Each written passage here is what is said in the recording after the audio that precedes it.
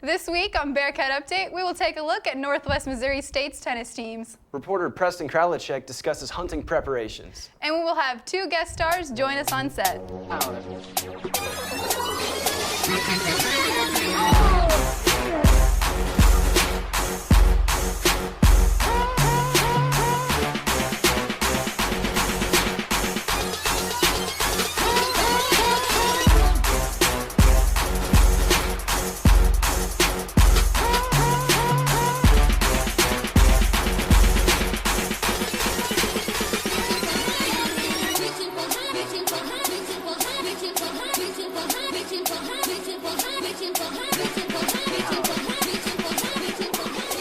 Bearcat Update is sponsored by St. Francis Hospital and Health Services. Good evening and welcome to Bearcat Update. Filling in for Chelsea Harden, I'm Delaney Howell. And filling in for Chris Roush, I'm Jake Milnarek. Mark Rosewell, Northwest tennis coach, shares his insight into recruiting for the tennis team. Photojournalist Morgan Jones reports. The Northwest Missouri State tennis team is back in action for the spring season. Coach Mark Rosewell, who has the most victories out of any coach at Northwest, goes behind the scenes and talks about his recruitment process and the future for his players. Well, it's a traditional game that originated in England, Morgan. That's why it's played around the world, and that's why we have so many international players. Not only does the United States play it, but many countries play it, and it's an Olympic game and so forth. So it's been long history. Well, you know, we're trying to get the best possible players that we can.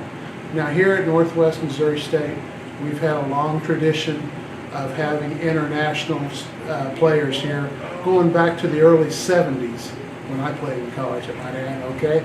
And Coach John Berg really got that started with different countries.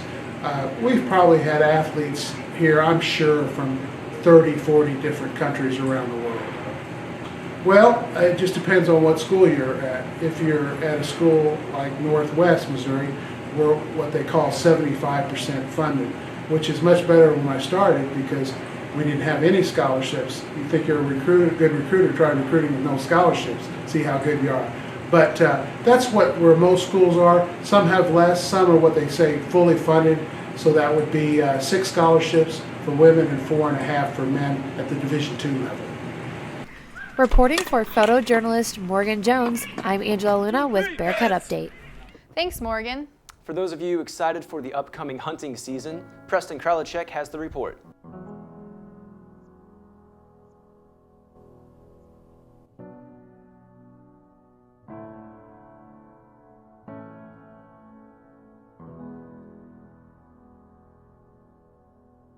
For those of you that don't know what shed hunting is going out and finding these deer's antlers every single year when they drop them. A deer will drop their antlers every year and regrow them in the summertime. So they tend to drop them, February, March, or so that's always a good time. It's starting to get warm out, so it's not bad to go out and walk around in the woods and stuff like that. So every year the deer will drop their antlers, and it's a really important part of scouting for deer season is going out and finding their antlers. It can tell you a lot about the deer's patterns, where they go, where they've been, and stuff like that. So shed hunting is definitely a good way to get outdoors with your friends and family, and just an awesome time to be in the woods. Deer drop these antlers everywhere, but a good place where we were finding them on this certain property was along fence lines because this property is surrounded completely by a fence, and the deer are coming on the from the neighbor's properties, jumping over the fence, and when their front legs hit the ground, it jars their body and makes it so their antlers fall off sometimes. So fence lines are always a good place to check. Other places that are good are like real thick bedding areas or travel corridors where deer are traveling a lot to go from bedding to food, because during those late winter months, those deer are always usually going from bedding to food and where they're spending most of their time. Once the antlers are ready to fall off, just every little bit of knocking them on a tree branch or just that little bit of jarring will make them fall off, and you can find them in many different places.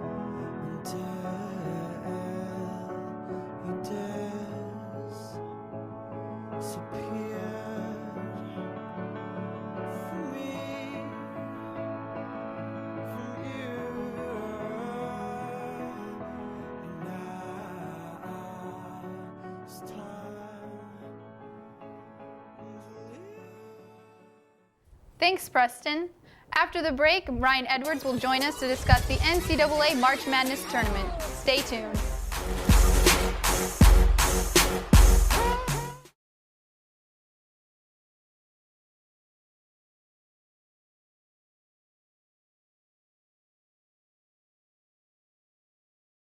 Bearcat Update is sponsored by St. Francis Hospital and Health Services.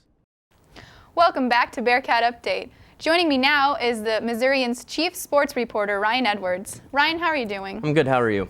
Good. Well, I'd like to get right down to it and discuss the NCAA March Madness bracket that's been starting up. There's been some huge upsets, Iowa State going on and stuff. So what are your thoughts about all of those? It's March Madness. It's crazy.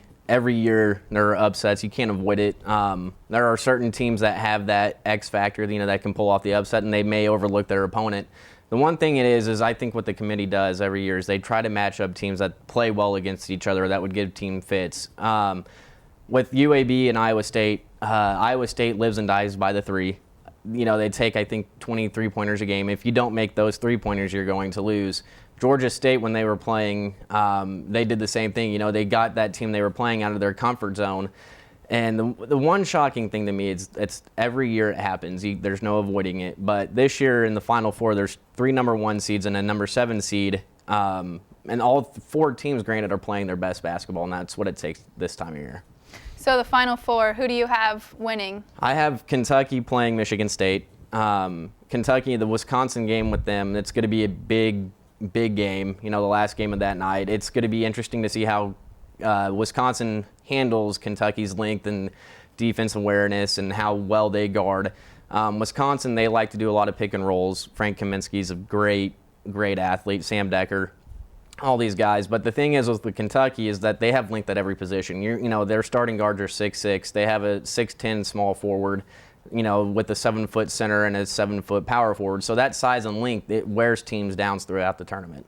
I'm going to be really honest with you. I'm a Wisconsin fan, so this makes me a little heated, but I think Kentucky's going to struggle against Wisconsin this round. They've been really close in their past couple of games, and I think Wisconsin's going to come out and give them a run for their money. I think so too. Wisconsin, they're a good team. I'm not taking anything away from them. But with Kentucky, they felt, they dealt with this being undefeated for 38 straight games. You win, you lose, But at the end of the day, Kentucky just has that it factor. If they have that will to win, against Notre Dame, they were down 6 points with 4 minutes to play, and they only have, I think they outscored Notre Dame 25-8, final 12 minutes of that game. So that defense of theirs really shut Notre Dame down, and I think the way they platoon with the those 9 guys that they have rotating in and out, it wears teams down.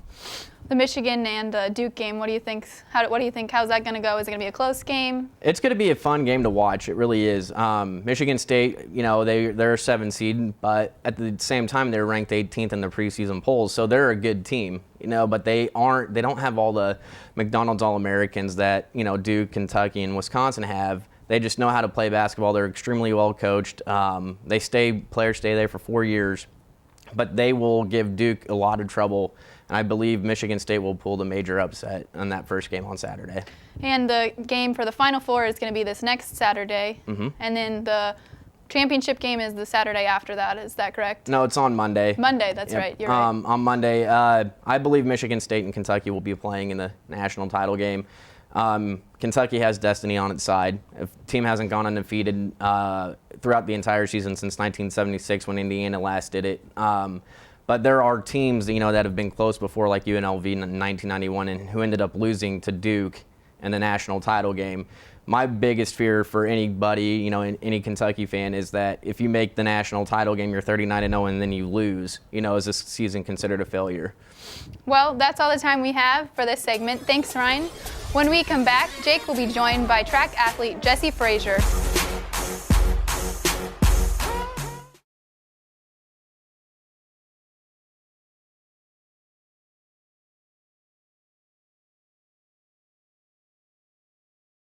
Bearcat Update is sponsored by St. Francis Hospital and Health Services. Welcome back to Bearcat Update. Joining me now is Jesse Frazier. Jesse is a Northwest athlete. Jesse, how'd you start in sports? Well, in high school, I played 3 years of basketball, and I also ran track all 4 years too. And then ended up really wanting to focus on track my senior year and see where I could go with it as far as the collegiate level went. So then I just decided to give up basketball and then just go ahead and pursue track a little bit further. Sure. Where are you from? I'm from Kansas City, Missouri, specifically Grain Valley, Missouri. I went to Fort Osage High School, which is in Independence, Missouri. Okay, cool. And so by the end of high school, were you really wanting to do college sports too? Yeah, I really was. I was a little back and forth on it the first year, but once I got here and then met a few of the teammates, met Coach Emily, I was really set on it. So why Northwest? Well, I came here on my visit the spring of my senior year. I also visited a few other colleges, but once I really came here and saw the campus and met a few of the people, I was really set on it. And I have a few friends that go here too, so they talked it up a little bit and then just decided to be a Bearcat. Sure. I understand you run track for us. I do.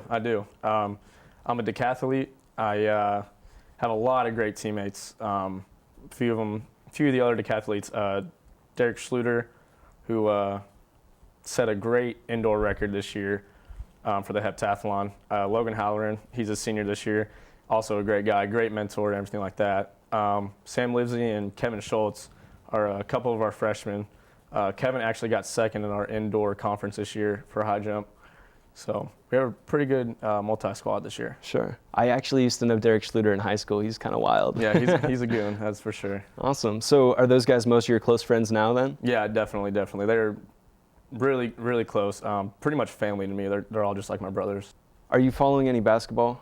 I am. You talking about March Madness? Yes, sir. I am indeed. Who's in your bracket? Ooh, right now my Final Four is Michigan State, Wisconsin, Duke, and Kentucky, of course. Of course? Yep. Okay, I think we have a guest later that would say that too. Yep. But so, did you only play basketball in high school? No, I actually grew up playing basketball from about fourth grade all the way up into high school my junior year. So. Sure. No, I'm really glad to have you here, and I hope the here. track team does even better stuff next year. All right. Awesome. That's all the time we have tonight. Make sure to follow us on Twitter at Bearcat Update 8 and like us on Facebook at Bearcat Update. I'm Jake Milnarek, and have a good night.